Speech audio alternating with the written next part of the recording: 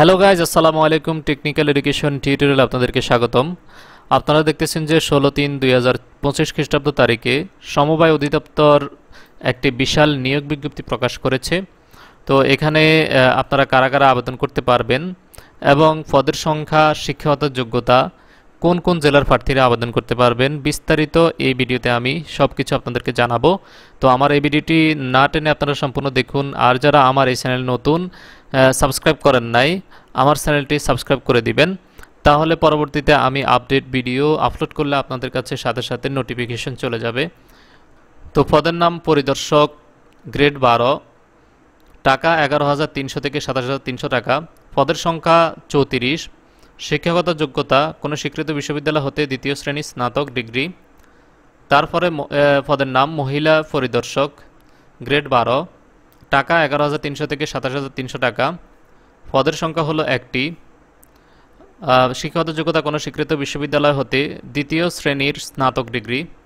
তারপরে পদের সংখ্যা হলো পদের নাম হলো প্রশিক্ষক, গ্রেড 12, টাকা 11,300 টাকা থেকে 27,300 টাকা, পদের সংখ্যা হলো 16, শিক্ষাগত যোগ্যতা কোনো স্বীকৃত বিশ্ববিদ্যালয় হতে দ্বিতীয় শ্রেণী স্নাতক ডিগ্রি।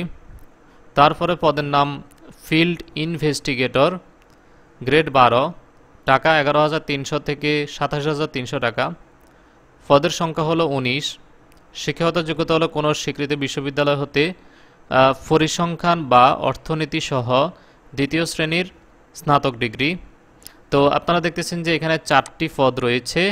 এই 4টি পদের জন্য কিন্তু এই যে সকল জেলার প্রার্থীগণ আবেদন করতে পারবেন, এখানে বলা হয়েছে সকল জেলার প্রার্থীগণ আবেদন করতে পারবেন। এই 4টি পদে সকল জেলার প্রার্থীরা আবেদন করতে পারবেন। তারপর আমরা আসতেছি 5 নম্বরে। 5 নম্বরের পদের নাম কম্পিউটর, গ্রেড 14, টাকা হলো 10,200 থেকে 24,680 টাকা, পদের সংখ্যা হলো 2টি, শিক্ষাগত যোগ্যতা কোনো স্বীকৃত বিশ্ববিদ্যালয় হতে গণিত অথবা পরিসংখ্যান সহ স্নাতক ডিগ্রি। তারপরে পদের নাম সহকারী পরিদর্শক, গ্রেড 14, টাকা 10,200 থেকে 24,680 টাকা, পদের সংখ্যা হলো 105টি, শিক্ষাগত যোগ্যতা কোনো স্বীকৃত বিশ্ববিদ্যালয় হতে স্নাতক বা সমমানের ডিগ্রি। তারপরে পদের নাম হলো মহিলা সহকারী পরিদর্শক, গ্রেড 14, টাকা 10,200 থেকে 24,680 টাকা, পদের সংখ্যা হলো 2টি, শিক্ষাগত যোগ্যতা কোনো স্বীকৃত বিশ্ববিদ্যালয় হতে স্নাতক বা সমমানের ডিগ্রি। তারপর পদের নাম হলো সহকারী প্রশিক্ষক, গ্রেড হলো 14, টাকা 10,200 থেকে 24,680 টাকা, পদের সংখ্যা হলো 11টি, শিক্ষাগত যোগ্যতা হলো কোনো স্বীকৃত বিশ্ববিদ্যালয় হতে স্নাতক বা সমমানের ডিগ্রি। তারপরে পদের নাম 60 মুদ্রাক্ষরিক কাম কম্পিউটার অপারেটর, গ্রেড 14, টাকা 10,200 থেকে 24,680 টাকা, পদের সংখ্যা হলো 2টি, শিক্ষাগত যোগ্যতা ক স্বীকৃত বিশ্ববিদ্যালয় হতে স্নাতক বা সমমানের ডিগ্রি, খ কম্পিউটার প্রশিক্ষণপ্রাপ্ত, গ ষাটলিপিতে সর্বনিম্ন গতি প্রতি মিনিটে বাংলায় 45 শব্দ এবং ইংরেজিতে 70 শব্দ হতে হবে। তো এখানে একটি বিষয় আমি আপনাদেরকে বুঝিয়ে বলতেছি। ষাটলিপি বলতে আপনাদের যে শর্ট হ্যান্ডটি রয়েছে, যারা শর্ট হ্যান্ডের কোর্স করছেন এবং শর্ট হ্যান্ড জানেন, তাদের কিন্তু প্রতি মিনিটে বাংলায় শর্ট হ্যান্ডে 45 শব্দ লিখতে হবে এবং ইংরেজিতে 70 শব্দ লিখতে হবে প্রতি মিনিটে। তারপরে এখানে ঘ কম্পিউটার মুদ্রাক্ষরে সর্বনিম্ন গতি প্রতি মিনিটে বাংলায় 25 শব্দ এবং ইংরেজিতে 30 শব্দ লিখতে হবে। আপনারা যে টাইপ করেন, এই টাইপ প্রতি মিনিটে বাংলায় আপনাদেরকে 25 শব্দ টাইপ করতে হবে এবং ইংরেজিতে 30 শব্দ টাইপ করতে হবে। তারপরে পদের নাম হলো ড্রাইভার অথবা ফিল্ম ভ্যান ড্রাইভার, গ্রেড হলো 16, টাকা হলো 9,300 থেকে 22,490 টাকা, গ্রেড পদের সংখ্যা হলো 6টি, শিক্ষাগত যোগ্যতা হলো 8ম শ্রেণী পাস সহ হালকা বা ভারী যানবাহন চালনার বৈধ লাইসেন্স। 11 নম্বরে ক্রমিক নম্বরের পদের নাম হলো তাঁত সুপারভাইজার, গ্রেড হলো 16, টাকা হলো 9,300 থেকে 22,490 টাকা, পদের সংখ্যা হলো 5টি, শিক্ষাগত যোগ্যতা সরকারি বয়ন স্কুল বা স্বীকৃতি টেক্সটাইল ইনস্টিটিউট হতে কারিগরি কোর্স পরীক্ষায় উত্তীর্ণ। তারপরে পদের নাম হলো ক্যাশিয়ার, গ্রেড হলো 16, টাকা হলো 9,300 থেকে 22,490 টাকা। পদের সংখ্যা হলো 4টি। শিক্ষাগত যোগ্যতা হলো কোনো স্বীকৃত বোর্ড হতে বাণিজ্যে উচ্চ মাধ্যমিক সার্টিফিকেট বা সমমানের পরীক্ষায় উত্তীর্ণ সংশ্লিষ্ট কাজে অভিজ্ঞ ব্যক্তিকে অগ্রাধিকার দেওয়া হবে। তারপরে পদের নাম হলো অফিস সহকারী কাম কম্পিউটার অপারেটর। গ্রেড হলো 16। টাকা হলো 9,300 থেকে 22,490 টাকা। পদের সংখ্যা 108টি। শিক্ষাগত যোগ্যতা ক স্বীকৃত বিশ্ববিদ্যালয় হতে উচ্চ মাধ্যমিক সার্টিফিকেট বা সমমানের পরীক্ষায় উত্তীর্ণ। খ কম্পিউটার প্রশিক্ষণপ্রাপ্ত এবং গ কম্পিউটার মুদ্রাক্ষরে সর্বনিম্ন গতি প্রতি মিনিটে বাংলায় 20 শব্দ এবং ইংরেজিতে 20 শব্দ টাইপ করতে হবে। তারপরে পদের নাম হলো ডাটা এন্ট্রি অপারেটর। গ্রেড 16। টাকা হলো 9,300 থেকে 22,490 টাকা। পদের সংখ্যা হলো 1টি। শিক্ষাগত যোগ্যতা ক কোনো স্বীকৃত বিশ্ববিদ্যালয় হতে উচ্চ মাধ্যমিক সার্টিফিকেট বা সমমানের পরীক্ষায় উত্তীর্ণ। খ কম্পিউটার মুদ্রাক্ষরে প্রতি মিনিটে বাংলায় 20 শব্দ এবং ইংরেজিতে 20 শব্দের গতি সহ সংশ্লিষ্ট বিষয়ে স্ট্যান্ডার্ড অ্যাপটিটিউড টেস্ট এ উত্তীর্ণ হতে হবে। তারপরে সহকারী ফিল্ম অপারেটর। গ্রেড হলো 18।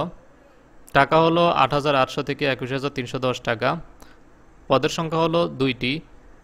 শিক্ষাগত যোগ্যতা কোনো স্বীকৃত বোর্ড হতে মাধ্যমিক স্কুল সার্টিফিকেট বা সমমানের পরীক্ষায় উত্তীর্ণ, তবে প্রজেক্টর বা জেনারেটর চালানোর কাজে অভিজ্ঞ ব্যক্তিকে অগ্রাধিকার দেওয়া হবে। তারপরে পদের নাম নৈশ প্রহরী। গ্রেড হলো 20। টাকা 8,250 থেকে 20,010 টাকা। পদের সংখ্যা হলো 4টি। শিক্ষাগত যোগ্যতা হলো 8ম শ্রেণী পাস, তবে শারীরিক যোগ্যতা সম্পন্ন হতে হবে। 17 নম্বরের ক্রমিক নম্বরের পদের নাম অফিস সহায়ক। গ্রেড হলো 20। টাকা 8,250 থেকে 20,010 টাকা। পদের সংখ্যা হলো 189টি। শিক্ষাগত যোগ্যতা কোনো স্বীকৃত বোর্ড হতে এসএসসি বা সমমান পরীক্ষায় উত্তীর্ণ। তো এখান থেকে আপনারা দেখতেছেন যে 5 থেকে যে পদগুলো রয়েছে সেই পদগুলোতে যারা যারা আবেদন করতে পারবেন, এই যে এখানে খাগড়াছড়ি, বান্দরবান ও রাঙ্গামাটি পার্বত্য জেলা ব্যতীত সকল জেলার প্রার্থীগণ আবেদন করতে পারবেন।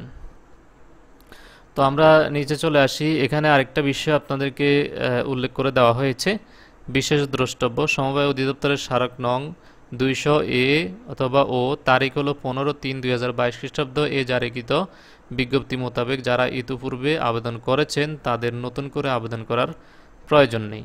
এই বিজ্ঞপ্তিটি আরও আগে এখানে দেওয়া আছে 2022 সালে কিন্তু একটি বিজ্ঞপ্তি প্রকাশিত হয়েছে। সেখানে এই পদগুলো ছিল, হয়তো পদের সংখ্যা কম ছিল, ঠিক আছে। ওই বিজ্ঞপ্তিতে যারা আবেদন করেছেন তাদের পুনরায় আবেদন করার কোনো প্রয়োজন নেই, সেই কথাটি কিন্তু এখানে উল্লেখ করে দেওয়া হয়েছে। তো আপনাদেরকে এই আবেদন করার জন্য, পদগুলোতে আবেদন করার জন্য আপনাদেরকে ওয়েবসাইটের মাধ্যমে আবেদন করতে হবে। এখানে একটি ওয়েবসাইটের লিঙ্ক দেওয়া হয়েছে, যেমন http তারপরে coop.teletalk.com.bd।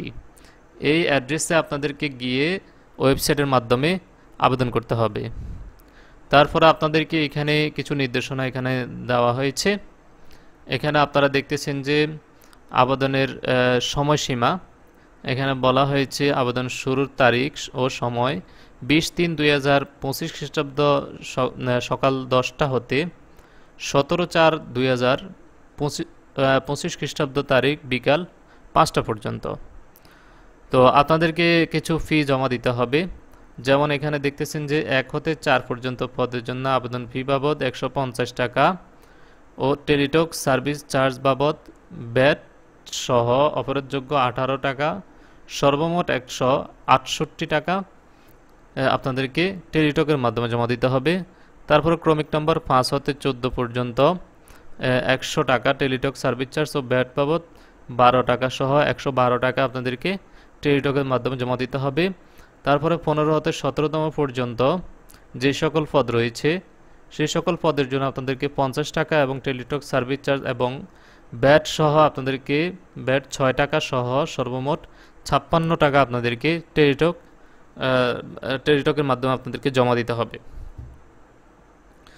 তো এখানে আপনারা এই আবেদনটি করার পরে আপনারা যখন ফিটা জমা দিবেন, জমা দেওয়ার পর আপনাদের কাছে একটি ইউজার আইডি এবং পাসওয়ার্ড আসবে, সেই ইউজার আইডি পাসওয়ার্ডটি আপনারা সংগ্রহ করে রাখবেন।